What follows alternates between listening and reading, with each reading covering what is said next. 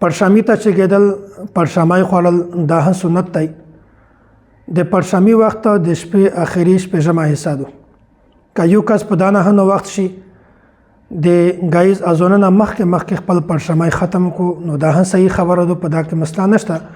دمره د پرشامای نه وخت کوي چې د یخ په وجه باندې هغه د ګایز د اذان وخت شي، چې کله هم اذان شروع کیږي په هغه نه یو 2 منټه مخکې پرشامای ختم کوي. بعض خلک دا سوچ کو چې میش د شپې خوراک وکي یا ټوله شپه په مجلسینه باندې تیر کی، په غب شپې تیر کی، دعواتینه کو او د یغه ګډه ډاکې وي، بیا ګایز پرشامي ته نه چیږي. وجه د پرشامي ضرورت نشته. حضرت شیخ خورنا میش د شپې داس چار کړی دو چې د پرشامي هیڅ ضرورت نشته، غلطه خبره ده. صحیح بخاری کی روایت موجود ہے. حضرت انس بن مالک رضی اللہ تعالی عنہ فرمائی چې رسول الله صلی الله علیه وسلم فرمایلی دي تسحروا فإن في السحور برکه، یا چې تاسو پرشامي ته چګیږئ پرشامای کوي ځکه چې په دا کې برکت دی. نو کم از کم که خوراک نه کوي د برکت په نیت باندې چګیږئ نو ان شاء الله پرېژا که وهند تاسو برکت وي، د رزق پریشانی نه وي درته، تکلیف نه وي درته، چې کله د الله تعالی برکات تاسو سره شامل وي بیا په تو باندې رضا اسنوي او د یغه ثمرات او د یغه فائدې وه جوتوي.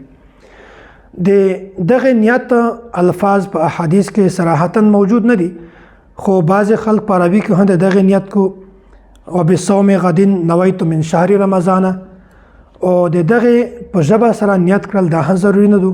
کچیرته یو کس په زړه کې نیت وکړي چې زه خو نن رضا سما د مور رضا دا نیت هم کافي دی، په ژبه سره دغه نیت ضروري نه دی. البته که څوک په ژبه سره کو په اردو کې هم دغه نیت کړی شي، پښتو کې هم کړی شي، په هر ژبه کې دغه نیت کړی شي چې زه نن د رمضان مبارک رضا نس.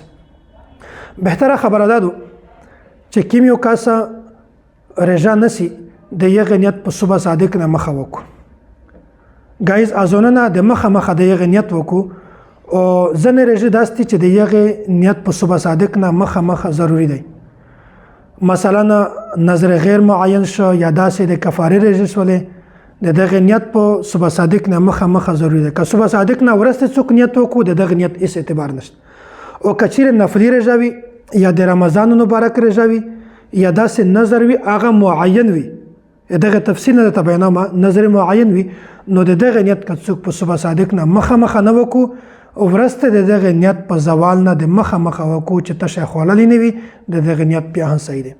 نو فرق دی کې د بعض رضا نیت صبح صادق نه مخه ضروری دی او د بعض رضا نیت صبح صادق نه ورسته که تشه خوړلې نه وي په زوال نه مخه د دغه نیت کولای شي، په دا کې هیڅ مسله نشته.